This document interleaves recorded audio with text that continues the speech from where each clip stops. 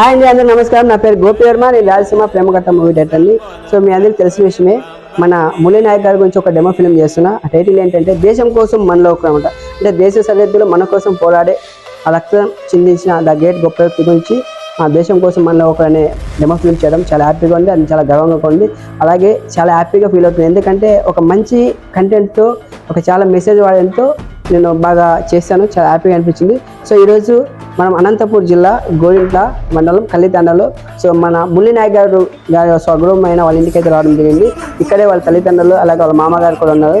So ఆ demo film గురించి మళ్ళీ గోపి వర్మ సార్ మనలో ఒకడు మురళి దేశం కోసం మనలో ఒకడు చిన్న సినిమా తీసినాడు గోపి వర్మ.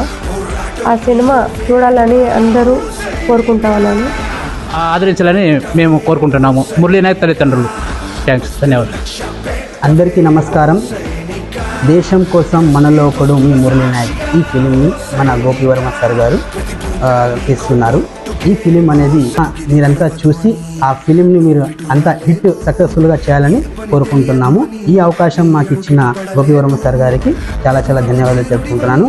అలాగే గోపి వర్మ సార్ టీం వాళ్ళందరికీ కూడా నా హృదయపూర్వక నమస్కారం తెలియజేస్తున్నాను. జై హింద్, జై భారత్.